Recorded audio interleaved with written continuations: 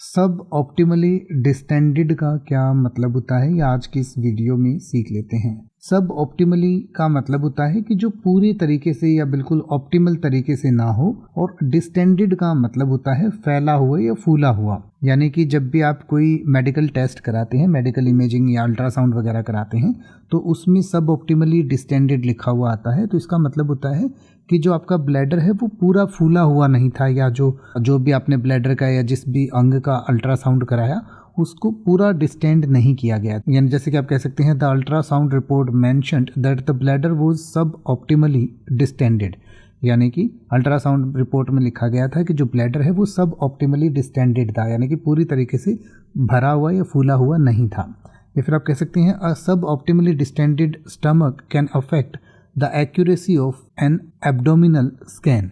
यानी कि जब आपका पेट पूरी तरीके से फूला हुआ या भरा हुआ ना हो, तो जब आप उसका अल्ट्रासाउंड कराते हैं तो वो एक्यूरेसी को इफेक्ट कर सकता है। यानी कि इसका मतलब होता है नोट एक्सपेंडेड और stretched to the ideal level often used in medical imaging reports. यानी कि मेडिकल इमेजिंग रिपोर्ट्स में टर्म यूज़ की जाती है, और इसका मतलब कि पूरी तरीके से या जितना चाहिए उतना वो चीज़ फूली हुई नहीं थी। यह वीडियो शैक्षिक उद्देश्य से बनाया गया है, हमने आपको सिर्फ इसका मतलब बताया है। आप अपनी किसी भी मेडिकल रिपोर्ट को अपने डॉक्टर से कंसल्ट कर सकते हैं, क्योंकि हम इस चैनल पर कोई भी मेडिकल सलाह नहीं देते हैं। किसी भी प्रकार की मेडिकल सलाह के लिए आपको अपने डॉक्टर से संपर्क करना चाहिए, हम सिर्फ आपको इसका मतलब बता सकते हैं।